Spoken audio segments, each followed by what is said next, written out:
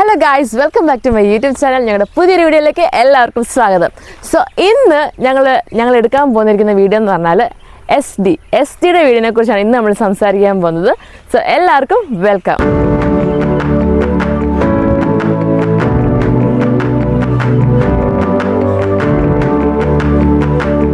1960 നമ്മുടെ ഇന്ത്യയിൽ SD production നടന്നത്. അപ്പം ഇതെന്ന് പറയുന്നത് ബി ടൈപ്പാണ്. പല ടൈപ്പ് ഉണ്ട്, റോക്കിംഗ് അങ്ങനെ പല ടൈപ്പ് ഉണ്ട്. അപ്പം ഇതെന്ന് പറയുന്നത് ബി ടൈപ്പാണ്. ബി ടൈപ്പ് 1973 ഇന്ത്യയിൽ ലോഞ്ച് ചെയ്തത്.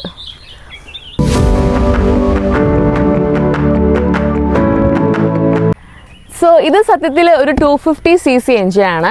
പിന്നെ പറയുവാണെങ്കിൽ നമ്മുടെ ഒരു കുടുംബ സ്വത്താണ് ഈ വണ്ടി. എൻ്റെ ഫാദറിൻ്റെ മൂത്ത ചേട്ടൻ്റെ വണ്ടിയായിരുന്നു. ഇപ്പം കറൻ്റ്ലി യൂസ് ചെയ്യുന്നത് ബ്രദറിൻ്റെ സണ്ണില്ലോയാണ്. ഒരു 16 വർഷത്തോളം അച്ചാച്ചൻ തന്നെയാണ് ഉപയോഗിച്ചുകൊണ്ടിരിക്കുന്നത്. സോ നമുക്ക് ഈ വണ്ടിയുടെ പ്രൗഡ് ഓണർ മിസ്റ്റർ രവിനെ നമുക്ക് ഇങ്ങോട്ടേക്ക് വിളിക്കാം അല്ലേ? ഓക്കെ.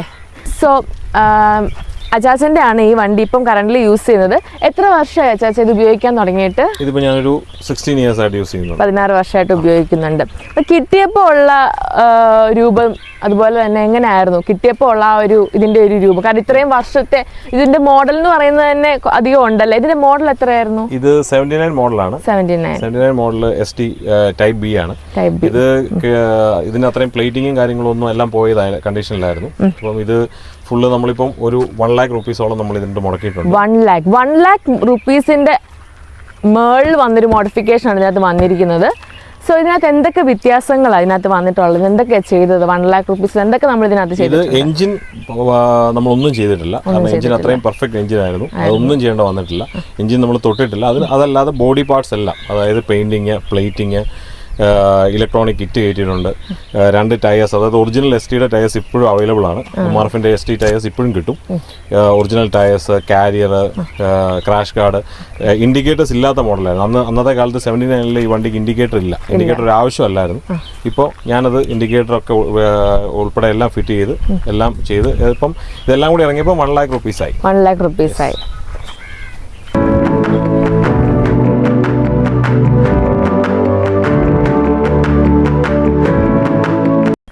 ചേച്ചാ ഇപ്പോഴും ഇതിന്റെ പാർട്സ് ഒക്കെ ഇവിടെ കോട്ടയത്ത് അവൈലബിൾ ആണോ? എല്ലാ പാർട്സും, ഈ SD-യുടെ എല്ലാ പാർട്സും അവൈലബിൾ ആണ്. നമുക്ക് ഓൺലൈനിൽ കിട്ടും. അല്ലാതെ നമുക്ക് ഇന്ന് ഓർഡർ ചെയ്ത് കഴിഞ്ഞാൽ ഒരു വിതിൻ 2 days എല്ലാ സാധനവും നമുക്ക് അവൈലബിൾ ആണ്. എല്ലാം കിട്ടും. അപ്പൊ ഇത് റീസ്റ്റോർ ചെയ്തത് എവിടെയാണ്? ഇത് ശരിക്കും എല്ലാവരും SD ഒക്കെ ചെയ്യാറുള്ളത് സാധാരണ കോയമ്പത്തൂരൊക്കെ കൊടുത്താണ് റീസ്റ്റോർ ചെയ്യാറുള്ളത്. ഞാൻ ചെയ്തത് ഇവിടെ കോട്ടയത്ത് തന്നെയാണ്. കോട്ടയത്ത് ബെന്നി എന്ന് പറയുന്ന ഒരു ആളാണ് എനിക്ക് ഇത് ചെയ്തു തന്നെ. ഞങ്ങൾക്ക് ഇവിടെ ഒരു SD ഒരു KK റൈഡേഴ്സ് എന്ന് പറയുന്ന ഒരു ക്ലബ്ബുണ്ട്. അപ്പം റൈഡിംഗ് ക്ലബ്ബുണ്ട്. ആ ക്ലബ്ബിലെ മെമ്പേഴ്സാണ് ഞങ്ങളെല്ലാം. അപ്പോൾ ആ ക്ലബ്ബിൽ ഞാൻ ജോയിൻ ചെയ്തതിന് ശേഷമാണ് എനിക്കിത് റീസ്റ്റോർ ചെയ്യാനുള്ള ഒരു സാഹചര്യം ഉണ്ടായത്. കാരണം ഞാൻ കുറേ കാലം തപ്പി നടക്കുമായിരുന്നു, ആരെക്കൊണ്ട് ഇത് ചെയ്യിക്കും. കോയമ്പത്തൂർ കൊടുക്കാനൊക്കെ ഒരു പ്ലാനിലായിരുന്നു. അപ്പോഴാണ് എനിക്ക് ഈ ക്ലബ്ബിൽ മെമ്പർഷിപ്പ് കിട്ടുന്നതും അതിനകത്ത് ജോയിൻ ചെയ്ത് ഇവരുമായിട്ടൊക്കെ പരിചയപ്പെട്ട് അവരാണ് എനിക്ക് ബെന്നിയെ പരിചയപ്പെടുത്തി തരുന്നത്. പുള്ളി അതിനകത്ത് ഒരു ആക്റ്റീവ് മെമ്പറാണ്. അങ്ങനെ പുള്ളിയെ കൊണ്ടാണ് ഞാൻ ഇത് ചെയ്യിപ്പിച്ചത് അല്ലേ? ഓക്കെ.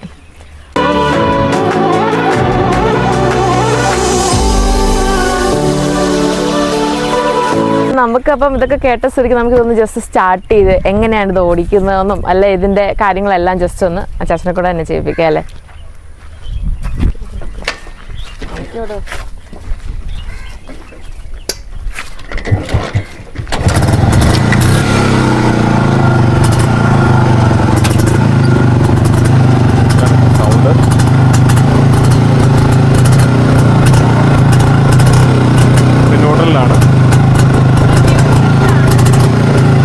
ഫസ്റ്റ് ഗിയറിലേക്ക് പൊസിഷൻ നമ്മളിങ്ങനെ ആയിരുന്നു. ഫസ്റ്റ് ഗിയറിലിരുന്ന് ഇങ്ങനെയാണ് ഫസ്റ്റ് ഗിയറിലിരുന്നത്. ബാക്കിയെല്ലാം ഡൗൺ ചെയ്യുന്നത് ഇങ്ങനെ തന്നെയാണ്. ഗിയർ ഫസ്റ്റ് ഗിയറിലിട്ടു, നമ്മൾ സെക്കൻഡ്, തേർഡ്, ഫോർത്ത്. അത് കഴിഞ്ഞ ശേഷം നമ്മൾ ഗിയർ ഡൗൺ ചെയ്യണമെങ്കിൽ വീണ്ടും ഇങ്ങനെ തന്നെ ഡൗൺ ചെയ്യണം. അതാണ് കുറച്ചും കൂടെ കൺവീനിയൻ്റ് ആയിട്ട് നമുക്ക് ചെയ്യാൻ പറ്റും.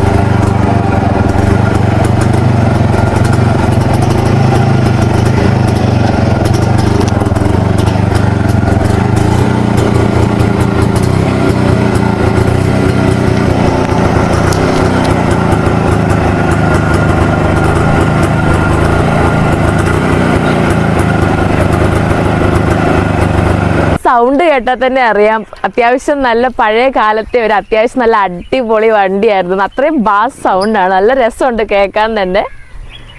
സോ ഇതിന് എത്ര സിലിണ്ടറാ വരുന്നത്? ഇത് ട്വിൻ സിലിണ്ടറാണ്. ട്വിൻ സിലിണ്ടറാണ് വരുന്നത്. നമുക്കൊരു മൈലേജ് ഒക്കെ ഒരു 20-25 കിലോമീറ്റേഴ്സേ കിട്ടത്തുള്ളൂ. അതാണ് ഇത് ഇറങ്ങുന്ന സമയത്ത് പെട്രോളിന് മാത്രം വില ഉണ്ടായിരുന്ന സമയമല്ലല്ലോ. അപ്പോൾ അതുകൊണ്ട് അത്ര അന്ന് മൈലേജ് ഒന്നും ആൾക്കാരൊന്നും ശ്രദ്ധിക്കുന്ന കാലമല്ല. ഇതിനകത്ത് നമ്മളൊരു ഒരേ ഒരു മോഡിഫിക്കേഷൻ മാത്രം നമ്മൾ പുതിയത് ചെയ്തിരിക്കുന്നത് ഈ ഹെഡ്ലൈറ്റ് മാത്രമാണ്. ഇത് അതിൻ്റെ ഒറിജിനൽ അല്ല. ഇതിന് ശരിക്കും ഇതിൻ്റെ ഒറിജിനൽ ഹെഡ്ലൈറ്റ് വേറെയാണ് വരുന്നത്. ഇത് നമ്മൾ യമഹയുടെ എക്സ്ട്രാ മേടിച്ച് വെച്ചിരിക്കുന്നത്. അതെല്ലാം ഒറിജിനൽ തന്നെയാണ് ഇതിനകത്ത് യൂസ് ചെയ്തിരിക്കുന്നത്. ആകെ ഈ ഒരു ഹെഡ്ലൈറ്റ് മാത്രമേ നമ്മൾ പുറത്ത് വേറെ വാങ്ങിച്ചിട്ടുള്ളൂ. ഈ മിററിനെ കുറിച്ച് നമ്മൾ എക്സ്ട്രാ ചെയ്തതാണ്. ഓക്കെ. ഇതിന്റെ ഫ്രണ്ട് പോർഷനിലേക്ക് വരുമ്പോഴത്തേന് എന്താ പറയാനുള്ളത്? ഇതിന്റെ മീറ്റേഴ്സും കാര്യങ്ങളെ കുറിച്ചൊക്കെ? മീറ്റേഴ്സ് ശരിക്കും ഇത് ഇപ്പോൾ വർക്കിംഗ് അല്ല. ഇത് ആക്ച്വലി ഇത് പഴയതാണ്. കാരണം വെച്ച് കഴിഞ്ഞാൽ ഇത് പുതിയത് ഓർഡർ ചെയ്തിട്ട് എനിക്ക് കിട്ടിയില്ല. അപ്പോൾ ഇതിൽ ഇരുന്ന് തന്നെയാണ് യൂസ് ചെയ്യുന്നത്. ഇത് ഇപ്പോൾ വർക്കിംഗ് അല്ല ശരിക്കും. ഓക്കെ.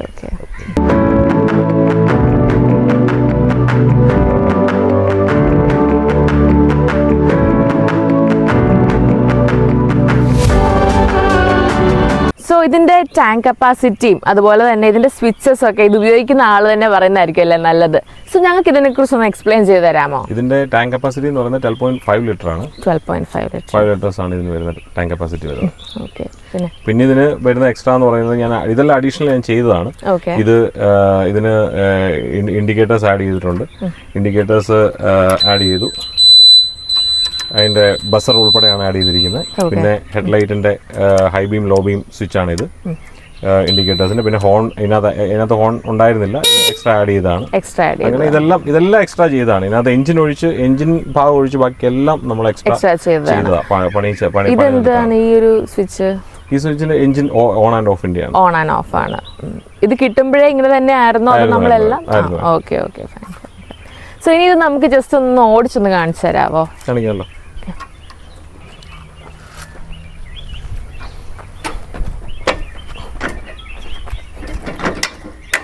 ഓൾട്ടോ കിട്ടുന്നുണ്ട് ചേച്ചി.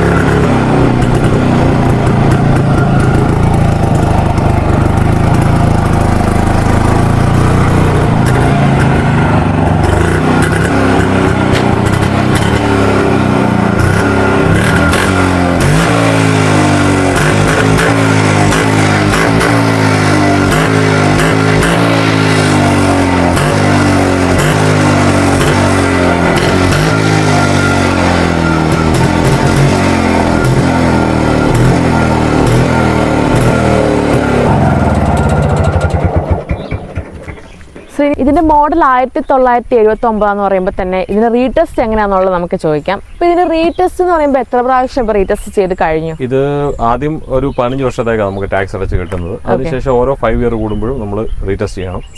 അപ്പോൾ എനിക്ക് തോന്നുന്നു ഒരു 5 തവണ റീടെസ്റ്റ് ചെയ്തിട്ടുണ്ട്. റീസെന്റ് കഴിഞ്ഞ ലാസ്റ്റ് മന്ത് ഇപ്പോൾ ചെയ്തതേ ഉള്ളൂ. വീണ്ടും ഒരു 5 ഇയേഴ്സും കൂടെ നമുക്ക് കിട്ടിയിട്ടുണ്ട്. ഇനി നെക്സ്റ്റ് ഇയർ വരുന്നതെന്ന് പറയുന്നത് 2029 വരുന്നത്. 29. അപ്പം ഇതിൽ ഈ നമ്മുടെ ഈ SD-യിൽ ലോങ് ഡ്രൈവ് കാര്യങ്ങളൊക്കെ പോയായിരുന്നോ? കിട്ടിയതിന് ഏറ്റവും കൂടുതൽ ഞങ്ങളുടെ ഗ്രൂപ്പിൽ KK ഗ്രൂപ്പിൽ എല്ലാവരും ഇഷ്ടംപോലെ ലോങ് ട്രിപ്പ് റൈഡ് പോകുന്നതാണ്. പക്ഷെ എനിക്ക് അങ്ങനത്തെ സാഹചര്യങ്ങൾ എൻ്റെ ഓഫീസ് സംബന്ധമായിട്ടുള്ളവരെ കൊണ്ട് പോകാൻ പറ്റിയിട്ടില്ല. പക്ഷെ വാഗമൺ വരെയൊക്കെ പോയിട്ടുണ്ട്. പോകുമ്പോൾ യാത്രാ കംഫർട്ട് അല്ലെങ്കിൽ എന്തെങ്കിലും ബുദ്ധിമുട്ടോ മെറിറ്റ്സും ഡിമെറിറ്റ്സും എന്തോ ഇതിനകത്ത് നമുക്ക് ഫീൽ ചെയ്തത്? ഇത് ഇപ്പോഴത്തെ വണ്ടി പോലെയല്ല, ഒത്തിരി ഡിഫറെന്റ് ആണ്. ഗിയർ ഷിഫ്റ്റിംഗ് എല്ലാ കാര്യങ്ങളും ഡിഫറെന്റ് ആണ്. ഇഷ്ടമുള്ളവർക്ക് ഭയങ്കര ഈസിയാണ്. എൻജോയ് ചെയ്യുന്നവർക്ക് ഭയങ്കര ഈസിയാണ്. സിറ്റിംഗ് കംഫർട്ട് ഒക്കെ എങ്ങനെയാണ്? നല്ല സുഖമാണ് അത്യാവശ്യം നമ്മുടെ ഒരു നോർമൽ ബുള്ളറ്റ് കാര്യങ്ങൾ പോലെ തന്നെയാണ്. പ്രശ്നങ്ങളൊന്നുമില്ല.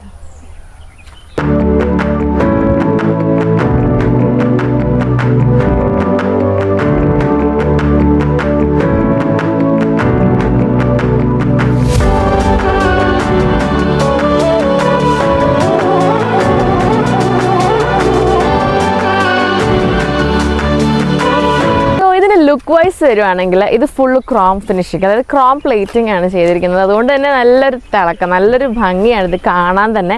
ഒന്ന് കാണുമ്പോൾ തന്നെ നമുക്ക് ഭയങ്കരമായിട്ട് അതിൻ്റെ ഫേസ് ആണെങ്കിൽ പോലും അട്രാക്റ്റീവ് ആയിട്ടുള്ള ഫേസ് ആണ്, ഒരു അഗ്രസീവ് ലുക്കുള്ളൊരു ഫേസ് ആണ് ഇതിനകത്ത് കൊടുത്തിട്ടുള്ളത്. അത്യാവശ്യം ക്വാളിറ്റി ബേസ് വരുന്നുള്ളൊരു രീതിയിലാണ് ഇതിനകത്ത് പ്ലേറ്റിങ്ങും കാര്യങ്ങളും എല്ലാം വന്നിട്ടുള്ളത്. സോ ഇതിൻ്റെ ബാഡ്ജിങ് പറയുവാണെങ്കിൽ നമുക്കിത് ഇതിൻ്റെ മുട്ടേക്ക് നോക്കിക്കഴിഞ്ഞാൽ ഈ സൈഡിലായിട്ടൊരു ബാഡ്ജിങ് കാണാം. അതുപോലെ തന്നെ എൻജിൻ നമ്പറും കാര്യങ്ങളും എല്ലാം അവിടെ സൈഡിൽ കൊടുത്തിട്ടുണ്ട്. രണ്ട് സൈഡ്, ലെഫ്റ്റ് ആൻഡ് റൈറ്റ് രണ്ട് സൈഡിലും ബോത്ത് നമുക്കിതിൻ്റെ ബാഡ്ജിങ്ങും കാര്യങ്ങളും എല്ലാം തന്നെ വിസിബിൾ ആണ്. സോ ബി ടൈപ്പ്, എസ് ടിയുടെ ബി ടൈപ്പ് മാത്രമേ നമ്മുടെ ടാങ്ക് പാഡ് ഉള്ളൂ കേട്ടോ. അതിന് മുമ്പുള്ളതിനൊന്നും ടാങ്ക് പാഡ് ഇല്ല. നമ്മുടെ ഇപ്പം ബി ടൈപ്പിൽ മാത്രമേ ടാങ്ക് പാഡ് ഉള്ളൂ. അതുപോലെ തന്നെ ഇതിലൊരു ക്രോം പ്ലേറ്റിംഗ് ആണ് കൊടുത്തിട്ടുള്ളത്. പിന്നെ ഇവിടെയും എസ് ഡിയുടെ ഒരു ബാഡ്ജിങ് നമുക്ക് കാണാൻ കഴിയുന്നുണ്ട്. സോ ഇതിൻ്റെ ബ്രേക്കിംഗ് സിസ്റ്റത്തിനെ കുറിച്ച് പറയുകയാണെങ്കിൽ ഇതിൻ്റെ ഫ്രണ്ട് ബ്രേക്ക് എന്ന് പറയുന്നത് ഇതാണ്. ഇതിൻ്റെ ഫ്രണ്ട് ബ്രേക്ക് വന്നിട്ട് ബാക്ക് ബ്രേക്ക് എന്ന് പറയുമ്പോൾ ഇതാണ്. അതുപോലെ തന്നെ ഇതിൻ്റെ ക്ലച്ച് ഇവിടെയാണ് സെറ്റ് ചെയ്തിട്ടുള്ളത്. പണ്ടത്തെ മിക്ക വണ്ടികളിലും കാണുന്ന കാര്യങ്ങളൊക്കെ തന്നെ നമുക്ക് ഈ വണ്ടിയിലും കാണാൻ പറ്റുന്നുണ്ട്. ഇതൊന്നും ഇപ്പം ഒരു വണ്ടിയിലും കാണാൻ സാധിക്കത്തില്ല. നമുക്ക് എന്ത് വേണമെങ്കിലും വെച്ചൊക്കെ കൊണ്ടുപോകാനായിട്ട് പറ്റും.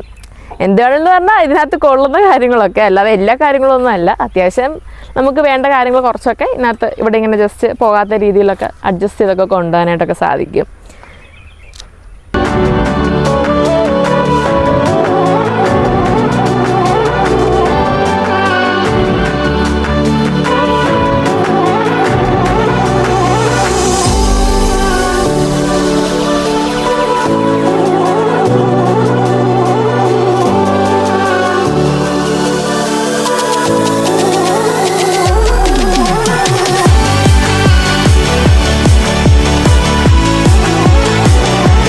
സോ നമ്മുടെ ഇന്നത്തെ ഈ വീഡിയോ എസ് ടിയുടെ വണ്ടി നമുക്ക് തന്ന അച്ചാച്ചൻ രവീന്ദ്രൻ ചാച്ചൻ ഒരുപാട് താങ്ക്സ് ഉണ്ട്. നമുക്ക് എയ്തറിൻ്റെ ഒക്കെ വണ്ടി തരുന്നത് അച്ചാച്ചനാണ്. കാര്യം നമ്മുടെ കോട്ടയത്ത് എയ്തർ ഷോപ്പിൻ്റെ മാനേജറാണ്, EVM അല്ലേ, EVM ഷോപ്പിൻ്റെ മാനേജറാണ്. എയ്തറിൻ്റെ എന്തെങ്കിലുമൊക്കെ വെഹിക്കിൾ നമുക്ക് വേണമെന്നുണ്ടെങ്കിൽ കോട്ടയത്ത് ഷോറൂം കോൺടാക്ട് ചെയ്തേച്ചാൽ മതി.